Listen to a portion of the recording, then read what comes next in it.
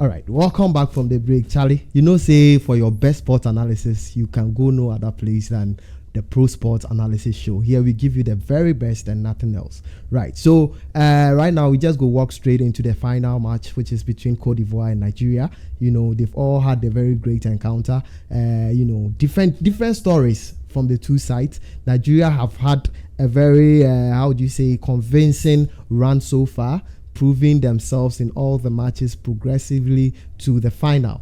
Cote d'Ivoire, on the other hand, has had a rather disappointing start. You know, even their qualification to the knockout stage, Charlie, if you know be Morocco, if you know be how do you call it?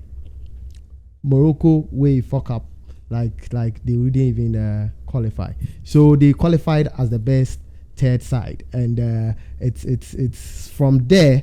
When they changed hands, they actually sacked their coach and they moved to this assistant coach. You know, they've had a lot of results and they've managed to come to the final. You know, so I want to start with Bruno. No, let me start with Nate first. Yeah. When you are playing a final against a host team, we know Nigeria is a very good side. You know, they've been to the final. This is the 8th time they are coming into the finals. Playing against the host side with all the fans, and we know the role the fans has played in Cote d'Ivoire's qualification to this point in the tournament. What do you have to say about the final? All right, thank you very much. This whole discussion has been really fruitful. So it's been nice to have all of us here. The final of the AFCON 2023, I believe, is going to be very pulsating. Okay. Because all eyes on these two. Sure. As you said, Ivory Coast started off on a not so good route. Yeah. They went out, but they qualified. They qualified as the third best place. Technicalities and all those kind of things. But with the support of their fans, you could see how the Ivorians were cheering, and then their massive support for the team. So it sort of propelled them, gave them some kind of extra gas. Yeah. To move up and then reach where they are. But Nigeria, these are old foes. These are regular winners. Okay. They've won it 3 times. Okay. And then looking at how good they've been, they've conceded only once. I think they're 1-1. That's the only time they conceded. And this is a formula for most teams that have been able to win the AFCON. Senegal, last 2 years, won the AFCON, and they only considered just like one. Yeah. So to win cup competitions, you have to defend very well. Sure. So that is what the Nigerians are going for. They are going to defend really well. But in them defending, they also have a very solid attack. In fact, they have midfield that is okay with Iwobi, and then their front three, Osimhen, we have Lukman, and then Moses Simon. Yeah. They are quite good. Simon will be replaced by Chukwueze in the latter years. So you see that there's a compact, very solid tactical layup by the Nigerians. Yeah. So I'm most probably sure that they will score. They will definitely score. They will get a goal. They will come into the game with all eyes on the trophy. Osimhen will be roaring. See the way he's been really active. The way the guy they ball, always laying on defenders, always pressurizing. Giddy cry, yes. Yeah. And he's on 2 goals. He has 2 goals. Yeah. 2 goals, yes. And then he has a goal now. I think. Goal, just 1 goal. Yeah. And how many assists? He has some few assists as well. So I'm really sure that he's going to do everything to get more goals in the finals and probably bag some few assists. But he's really gunning for. He has his size set on, and this is a guy who has won the Serie A last season. Him winning the African Cup of Nations can actually propel him to be considered for either world best Ballon d'Or, at least for the to enter that fray for a world best Ballon d'Or or anything. So I'm sure Nigerians will be going all out.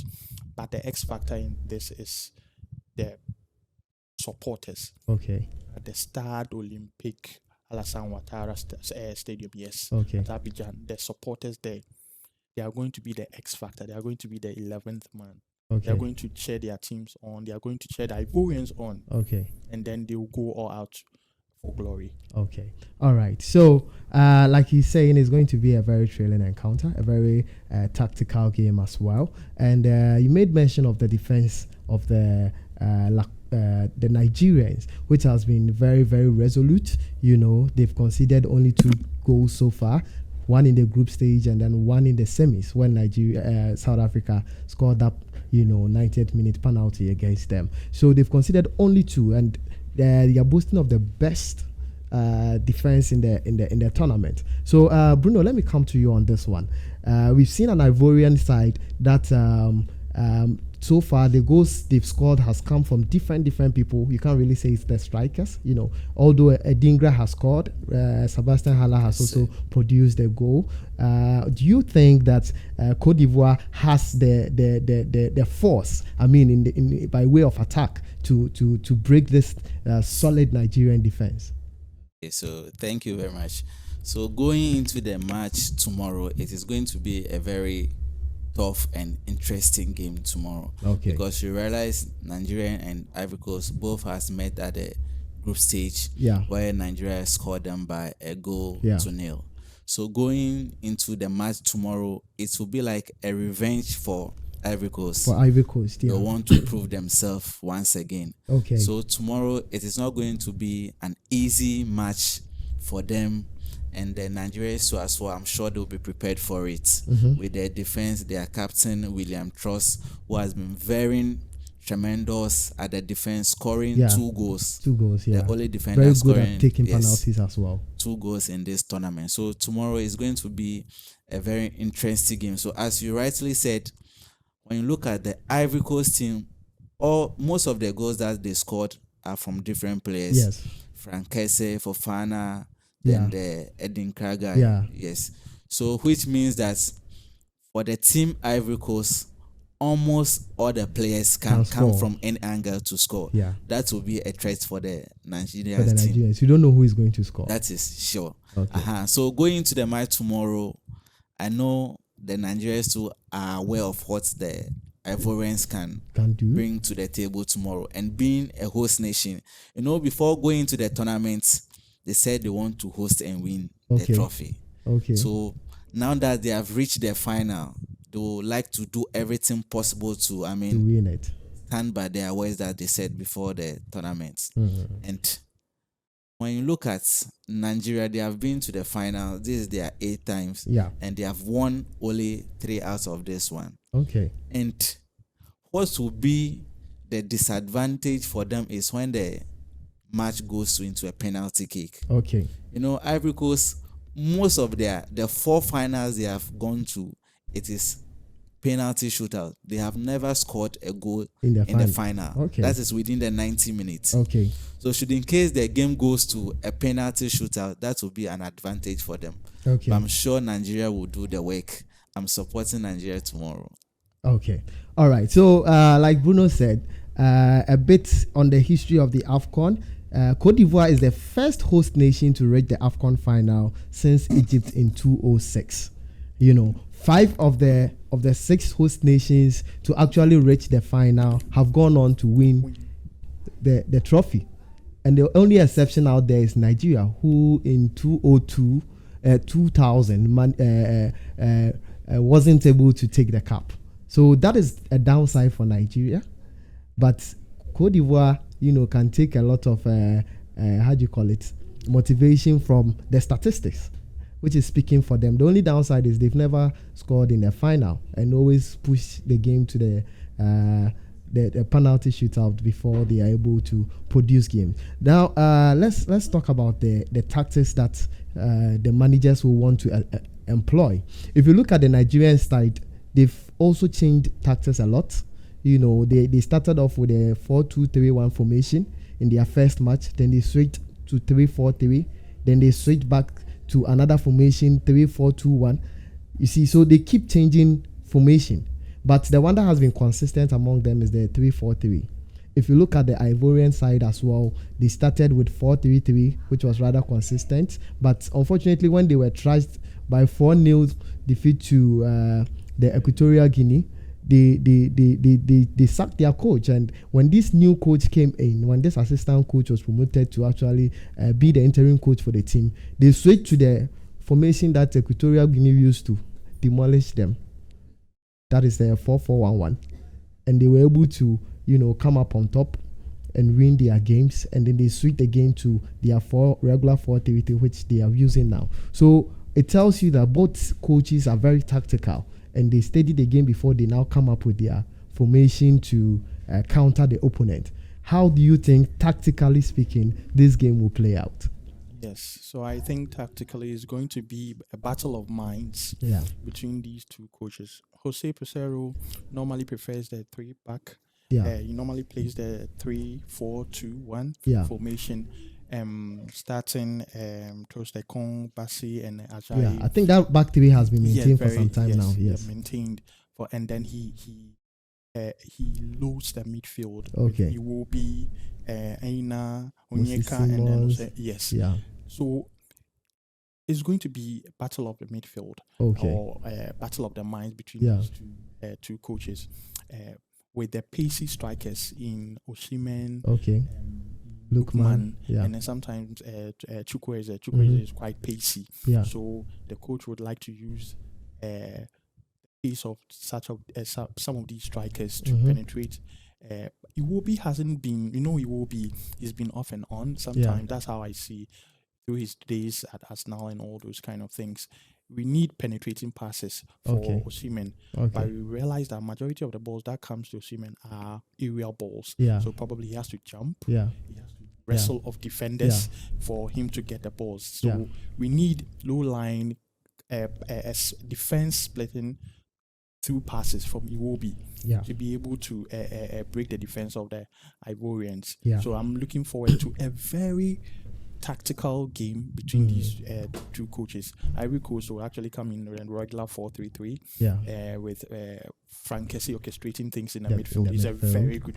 He's a very good striker. He's a very inspirational captain as well. We have a noted striker in Sebastian Haller, who has been doing exploits in Dortmund. So majority of Ivorians are also rooting for this team. Dingra has been excellent as well. He's quick, he's pacey, and he's nimble. He can riddle through the defense like that, just like Lookman and then Chukwueze.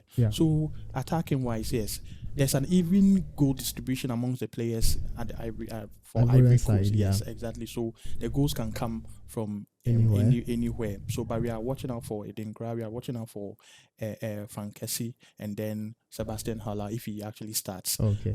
But it will be a midfield game. That Nigerians will look to dominate the midfield and then give long passes or defense splitting passes to either Osimhen or Chukwueze or Lookman to get through the ball and then go and score. So it's going to be a very pulsating battle of the mind game from these two coaches. So tactically speaking, that is what we can expect. A very tactical game where both managers will want to prove their worth, and the most important thing is this is the last game of the tournament, and if you are able to come up on top, then what it means is that you're actually lifting the trophy, and both teams, I'm sure, will put out their best, especially with the motivation from the fans to try and do this. One key area to help do this is the passing department, like he said. If you take Nigeria, for instance, Ola Aina has produced more key passes to Osimhen than the midfield has done,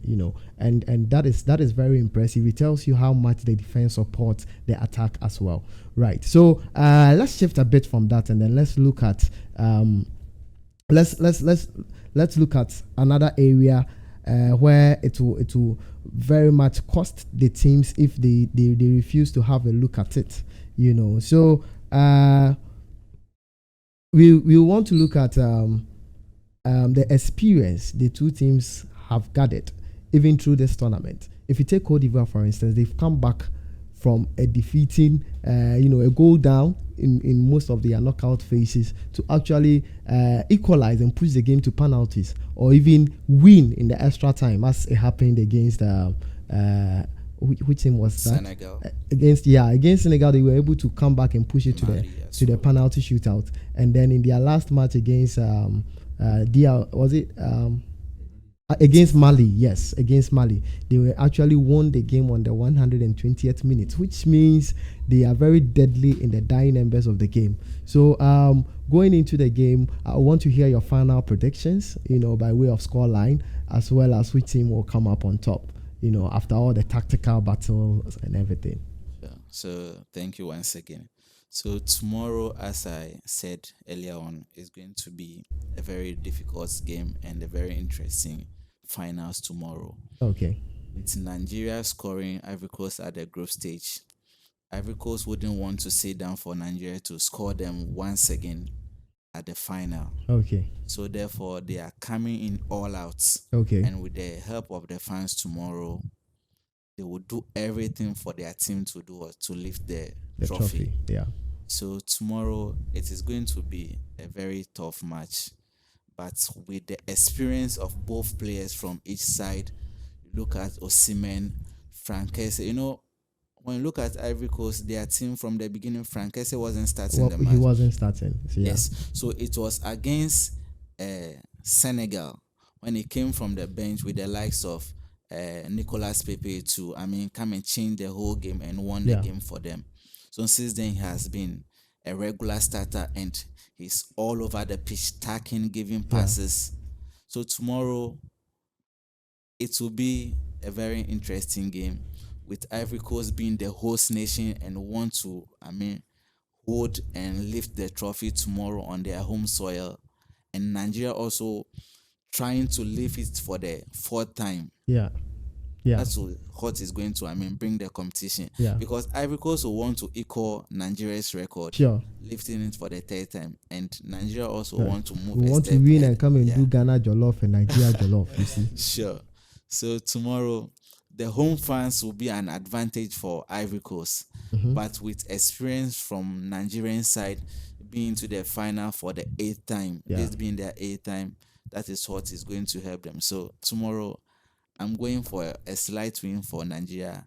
Okay. A 1-0 or a 2-1. Okay. All right. So no penalty shootout. No penalty shootout. There we have it. Bruno says that the game is likely to end with Nigeria having a slight win, over La Cote d'Ivoire. Now we want to hear from what Desta also has to say, by way of predictions of the scoreline, for tomorrow's match. All right. So thank you once again. Basically, finals are played to be won. Yeah. So they will all go into this match with the intention of winning. Okay. So putting everything at play, Nigeria has what it takes to beat Ivory Coast easily. Okay. Easily. Okay. Their strikers who are actually potent and everything. But you see, the Ivorians get the supporters. Yeah.